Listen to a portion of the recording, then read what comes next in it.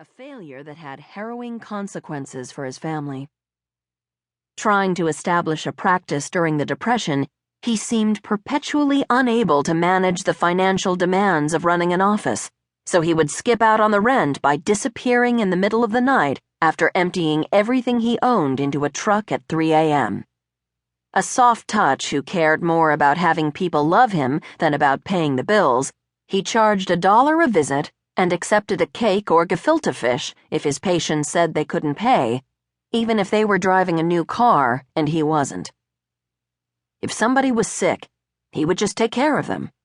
Money didn't mean anything, said Larry Ferber, a longtime friend of Joan's and the former executive producer of her daytime television talk program, The Joan Rivers Show. Unfortunately, money was what meant the most to Meyer's socially ambitious wife.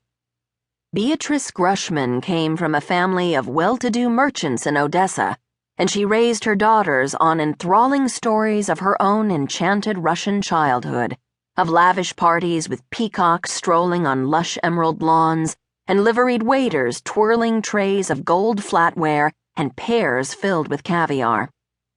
But all their riches were left behind when their lives were overwhelmed by Russia's pre-revolutionary turmoil. After sewing jewels into the sable lining of her coat, Beatrice's mother fled with her children to America. As a young woman in New York, Beatrice worked at a sewing machine in a blouse factory, stuffed her shoes with newspaper when the soles wore out, and lived in a cold-water flat where she slept on 2 chairs pushed together while her bed was rented to boarders. Humiliated by her family's straitened circumstances and haunted by their loss of privilege, she developed a lifelong obsession with the trappings of wealth. She spent the rest of her life trying to create the appearance of class, which to her mind was signified by materialistic excess and exaggerated formality. Both my parents were almost pathologically terrified of poverty, Joan wrote in her first memoir, Enter Talking, which was published in 1986. But instead of bonding over shared trauma, her parents dealt with their fears in disastrously conflicting ways. While the debt-ridden Meyer agonized over every penny they spent, Beatrice filled their home with damask and brocade, dressed her daughters in silk pajamas from Paris, and squandered $2,000 the family didn't have on a mink coat that sent her husband into paroxysms of helpless rage.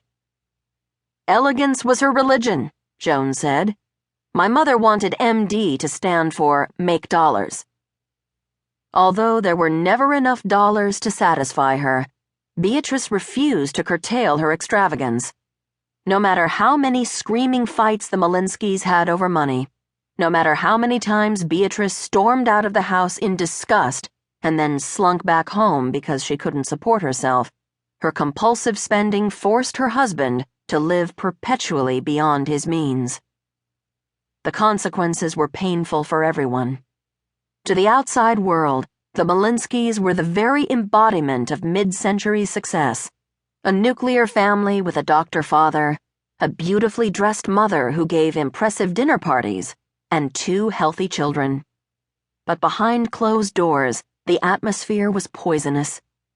Beatrice's ferocious quest for status caused unbearable financial pressure that doomed the entire family to live in a state of unrelenting stress.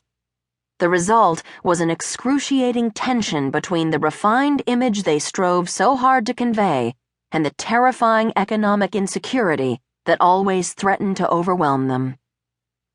Furious at Meyer's failure to provide a more opulent lifestyle, the haughty Beatrice subjected his every move to withering scorn. When he said or did something she considered common, she was contemptuous. Well, you come from kikes. When she told him disdainfully to put his napkin on his knee, he would say, "Go to hell!"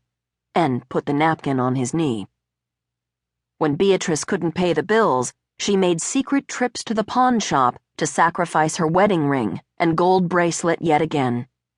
She was so desperate to maintain her fabricated self-image that she never even told her husband the truth about her own background.